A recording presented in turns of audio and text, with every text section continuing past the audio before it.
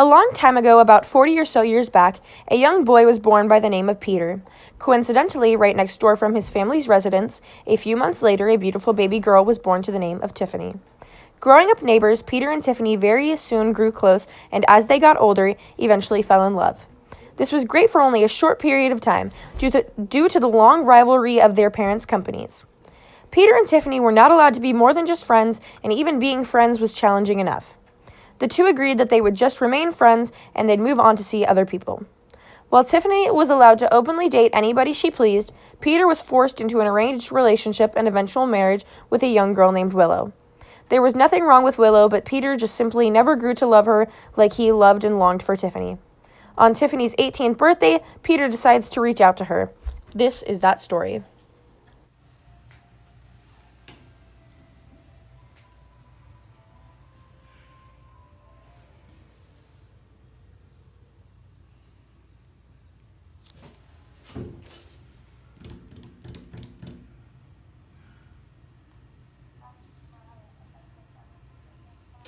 Hello, Tiffany.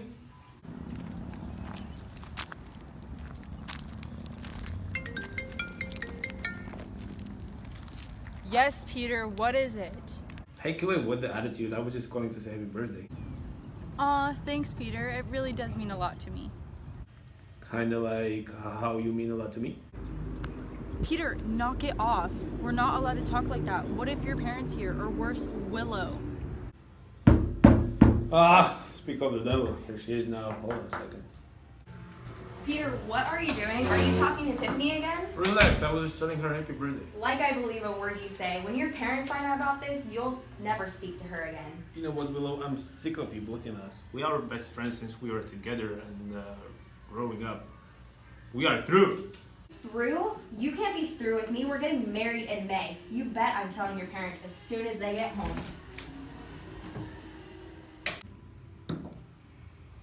Hey, you still there? Peter, did you just... Hey, Tiff, I want you to run away with me.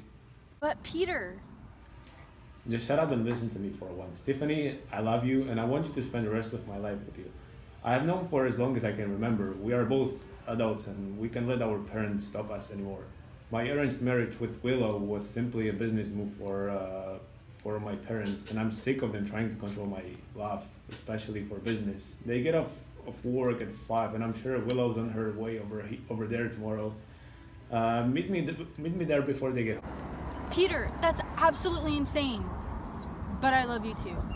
I've always loved you, so never mind our parents. I'll run away with you, and Willow can't block us anymore. I feel the same. Meet me at the corner of Spiva and Gray Street immediately. I'll go now. I love you. Mwah! I love you too. Crap. As Tiffany set off to meet the love of her life, Peter was temporarily stopped by his family returning home and scolding him.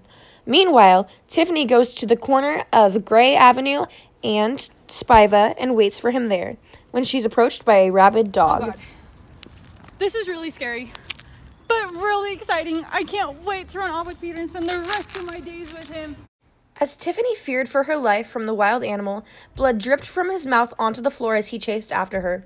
He chased her far enough away from the corner that when Peter arrived, he was awfully surprised at what he found. Tiffany, I'm so sorry. I'm so late. My parents came home and they gave me money, so they think I'm in the store right now, and they just... Tiffany. As Peter looked around, he didn't see his love Tiffany, only the bloody remains from that of a wild animal.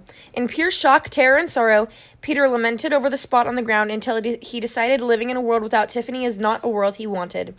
He proceeded to stab himself in front of the spot. Closely nearby, Tiffany was able to escape the clutches of the rabid dog and return to the very same spot they were meant to meet. She saw in the distance the outline of her beloved as she ran to go meet him. Peter, I had the worst encounter with this animal, but I'm so glad I'm... Peter, no.